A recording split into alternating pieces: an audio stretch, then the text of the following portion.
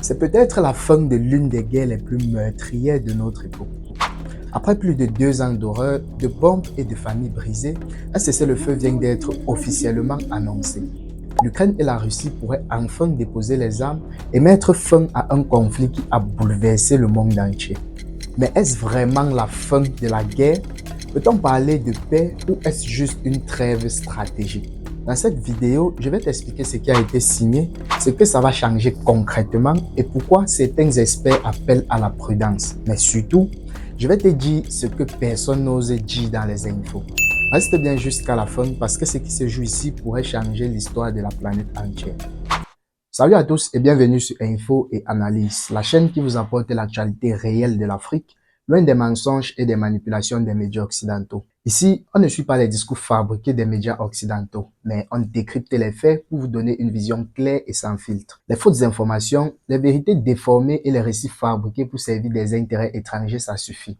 Si vous refusez d'être manipulé, si vous voulez voir l'Afrique avec les yeux de ceux qui la vivent et non ceux qui la contrôlent, alors cette chaîne est la vôtre. Ne laissons plus les autres écrire notre histoire à notre place. Rejoignez le mouvement dès maintenant et ensemble, redonnons à l'Afrique sa souveraineté. Le 15 mai 2025, un communiqué officiel a surpris la planète entière. Après des mois de tensions et de négociations secrètes, un accord de cessez-le-feu a été signé entre l'Ukraine et la Russie. L'annonce a été faite depuis Istanbul en présence des médiateurs turcs, chinois et même de représentants de l'Union africaine. C'est historique, n'est-ce pas? Selon les termes de cet accord, les deux camps s'engagent à suspendre immédiatement les hostilités. Plus de frappes, plus d'avancées militaires, plus de bombardements sur les civils. Un couloir humanitaire permanent doit être mis en place et les deux parties entameront les pourparlers de paix dès la semaine prochaine. Mais attention, on ne parle pas encore de paix définitive, mais d'un premier pas officiel vers la désescalade. L'ONU a salué cette annonce, mais Washington et Bruxelles restent prudents. Moscou parle d'un recul tactile temporaire. Sur le terrain, les armes se taisent enfin et aujourd'hui pourrait changer toute l'histoire. Pour les populations, c'est un souffle d'espoir. À Kharkiv, à Donetsk ou encore à Odessa, on entend enfin le silence. Un silence sans sirène, sans explosion, mais surtout sans cri dans la nuit. Les familles peuvent sortir, les enfants rejouer et les convois humanitaires peuvent enfin entrer dans les zones les plus touchées. Mais ce cessez-le-feu, il change la donne à l'échelle mondiale. En Europe, c'est peut-être la fin de l'inflation énergétique. Le gaz pourrait revenir à des prix plus stables.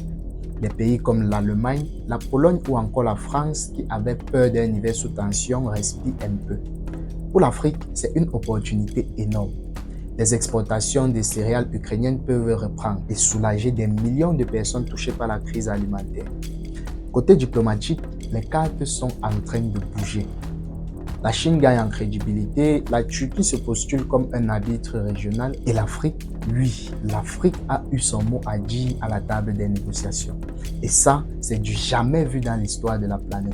Mais attention, tout n'est pas encore joué. Derrière cette apparente victoire de la paix, il y a encore beaucoup d'inconnus. Ce cessez-le-feu, c'est une bonne nouvelle, mais soyons honnêtes. Est-ce vraiment la fin de la guerre?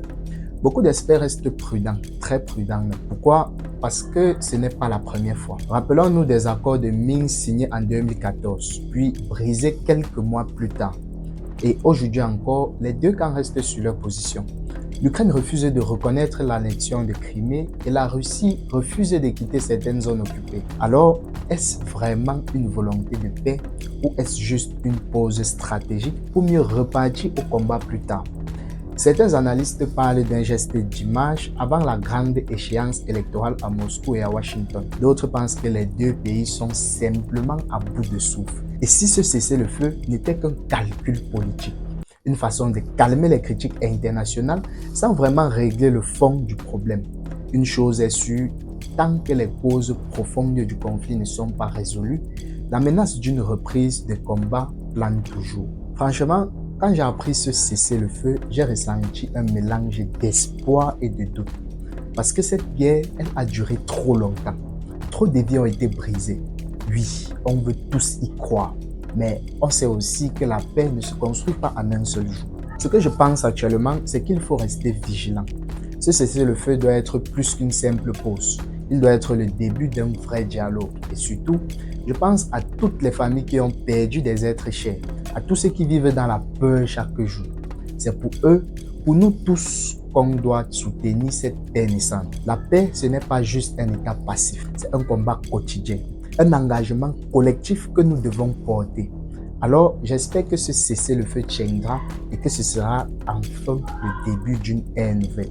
Ce cessez-le-feu, c'est peut-être le début de quelque chose de grand, un tournant historique ou un simple repris avant un nouveau chaos. Mais ce qui est sûr, c'est que nous vivons un moment crucial, un moment où chaque voix compte, où chaque regard sur cette guerre peut faire la différence. Alors, dis-moi en commentaire, est-ce que tu crois vraiment que la fin de la guerre est proche? Est-ce que selon toi, la paix est-elle possible? Like cette vidéo si tu veux qu'on parle davantage de ce sujet et partage-le autour de toi. Parce que trop de gens ignorent encore ce qui est en train de se jouer. Ensemble, on peut créer une communauté qui pense, qui s'informe et qui agit pour la paix. Et n'oublie pas, chaque guerre commence avec des mots, mais chaque paix aussi. Merci d'avoir regardé et à très vite pour de nouvelles vidéos.